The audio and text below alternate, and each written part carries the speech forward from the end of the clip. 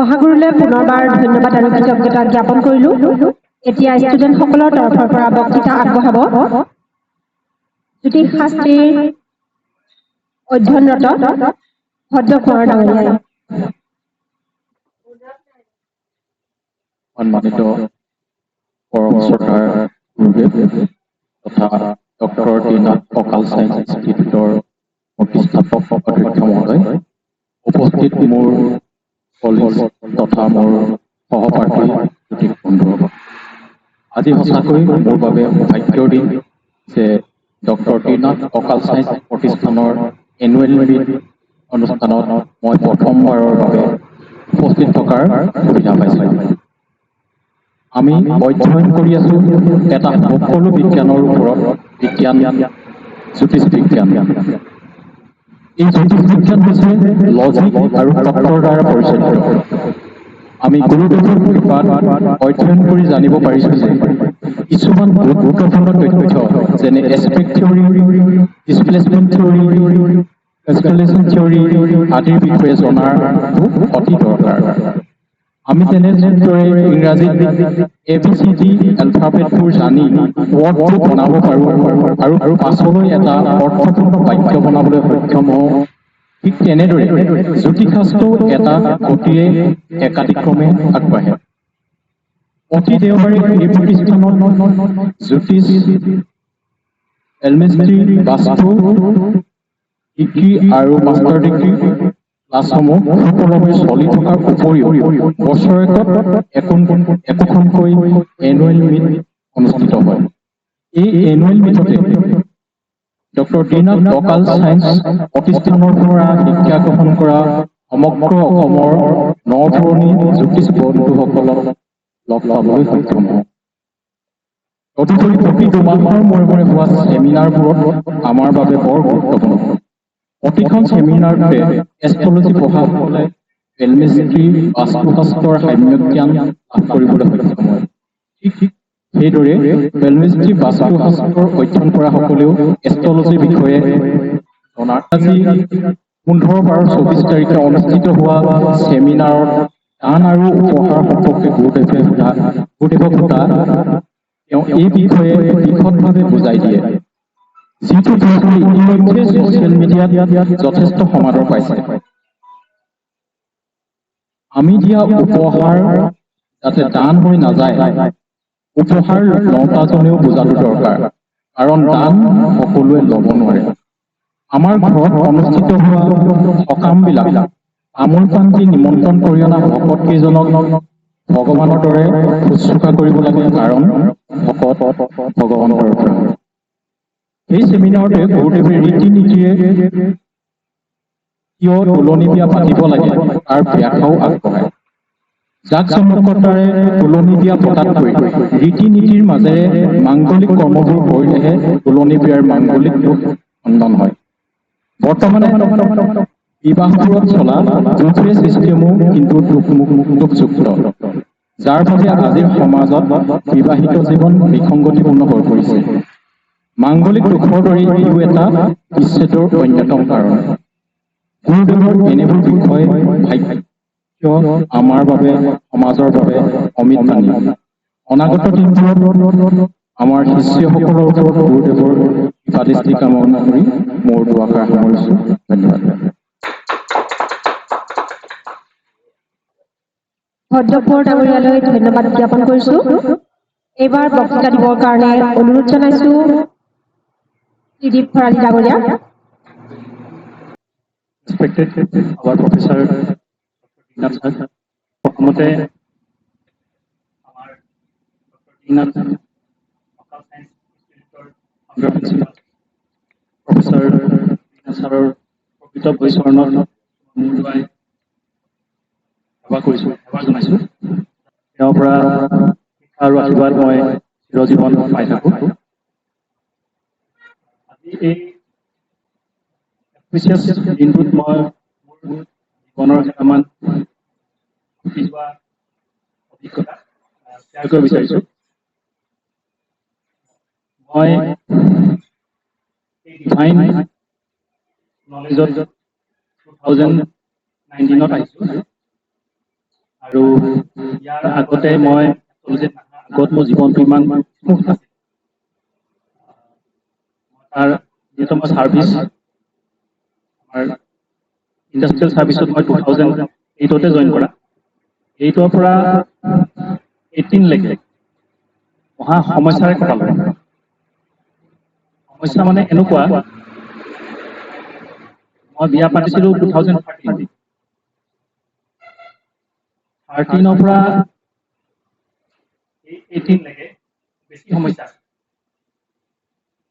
কথা হ'ল যে মোৰ ছেকেণ্ড আৰু 11th হাউচ লৰ্ড জুপিটাৰ। আৰু মোৰ ঈশান কোণ নৰ্থ ইষ্ট, তাত আমাৰ ডাউন আছিলে, তাত দুটা পানী টেপ আছিলে, সেইটো আগৰ পৰাই।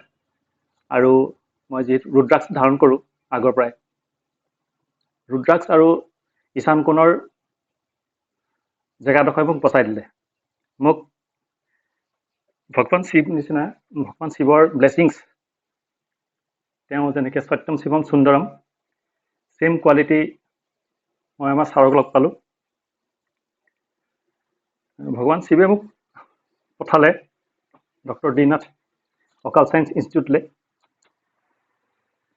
য'ত মোৰ লাইফ এটা মিৰাকুল নিচিনাকৈ চেঞ্জ হ'ব ধৰিলে।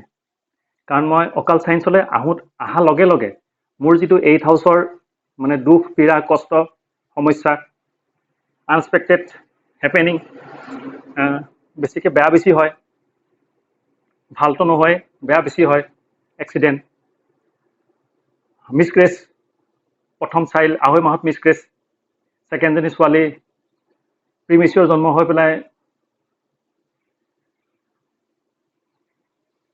যোৰহাটত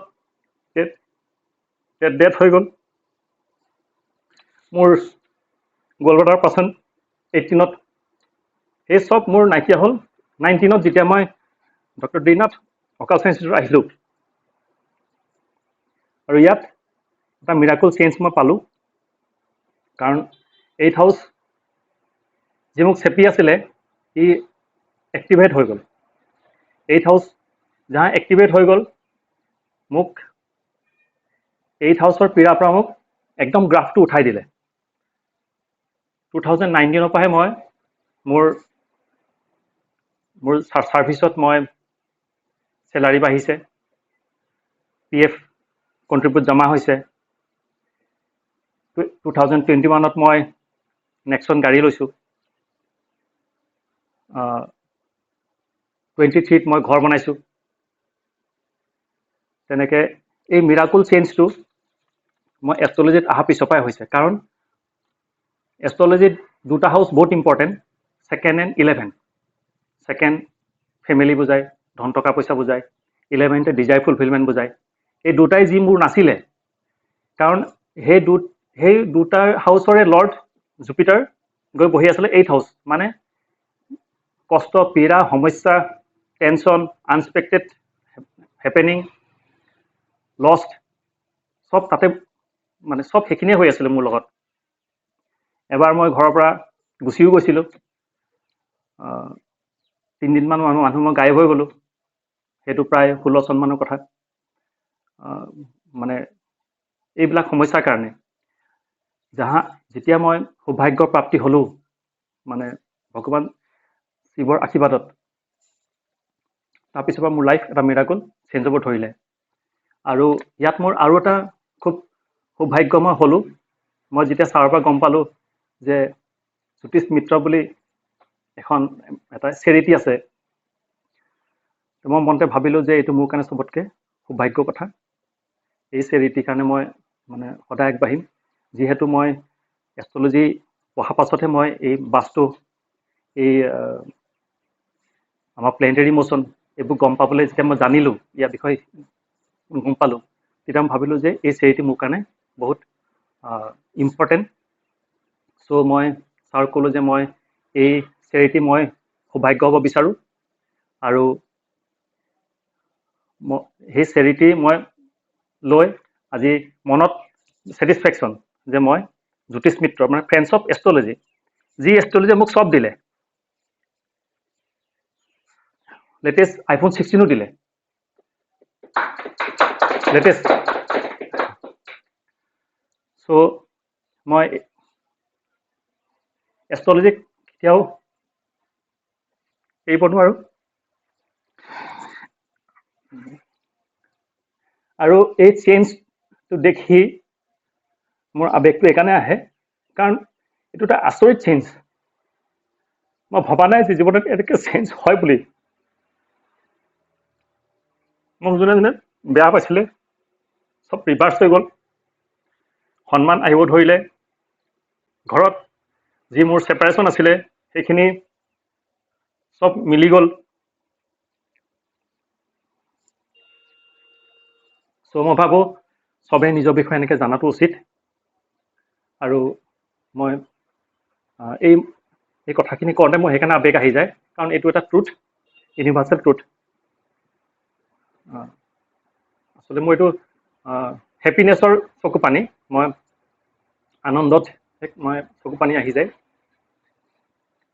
মই ছাৰক মই আমাৰ প্ৰফেচৰ ডক্টৰ দীনাথ ছাৰক মই ভগৱান উপাধি পালোঁ। তেওঁ সত্যম শিৱম সুন্দৰম, কাৰণ ভগৱান শিৱকটো মই নাপাওঁ, তেখেতকে পাইছোঁ। চ' সকলোৱে এষ্ট্ৰলজিখিনি নিজৰ নিজৰ নিজৰ প্লেনেটৰী মচনখিনিৰ ওপৰত চবে জানি পেলাই এই বস্তুবিলাক বহুত ইম্পৰ্টেণ্ট মানুহৰ জীৱনত। আমাৰ চবৰ জীৱনতে মানে উন্নতি, হেপিনেছ, সুখ, প্ৰস্পেৰিটি, সৌভাগ্য চবৰ জীৱনতে আহিব। খালি তাক চিনি পাব লাগিব। কেনেকৈ আনিম আমি? নেজানিলে একো নাহে, জানিব লাগিব। এই হৈছে এক ডিভাইন শিক্ষা। এই ডিভাইন শিক্ষা আমি একমাত্ৰ ডিভাইন মানে পুৰুষৰ পৰাহে পাম, স্পেচিয়েল পাৰ্চনৰ পৰা পাম, আমি জেনেৰেলৰ পৰা নাপাওঁ। তেওঁলোকক মানে আমাৰ হেভেনৰ পৰা পঠাব লাগিব। চ' মই ভাবোঁ আমি যিসকল ষ্টুডেণ্ট আছোঁ চবে শিকাৰ পাছত নিজৰ হৰস্কোপখন বিষয়ে ভালকৈ জানি নিজক কেনেকৈ আমি মাৰ্গদৰ্শন কৰি লৈ যাম, এইটো বহুত ইম্পৰ্টেণ্ট। আৰু আমি খুব সৌভাগ্যৱান যে আমি আমাৰ প্ৰফেচৰ ডক্টৰ দীনাথ ছাৰক পাইছোঁ। তেওঁ আমাক মাৰ্গদৰ্শন কৰি দিছে। আমি কোন পথত মানে পথেৰে গ'লে আমি সৌভাগ্যৰ প্ৰাপ্তি হ'ম। চ' মই ভাবোঁ অহা দিনকেইটাও মোৰ ভালে হ'ব চাগে, আৰু মোৰ লগতে চবৰে ভালে হওক। এই কথা মই কৈ সামৰণি মাৰিছোঁ। ধন্যবাদ। ত্ৰিদীপ ভৰালী ডাঙৰীয়ালৈ আন্তৰিক কৃতজ্ঞতা জ্ঞাপন কৰিছোঁ। তেখেতৰ বক্তৃতাই সঁচাই আমাৰ সকলোৰে অন্তঃমন চুই গৈছে। পৰমপিতাই পৰমাত্মাই তেওঁক আৰু সুখ শান্তি সমৃদ্ধি দিয়ক, তাৰে প্ৰাৰ্থনা কৰিছোঁ। ইয়াৰ পাছতে আমাৰ মাজলৈ আহিব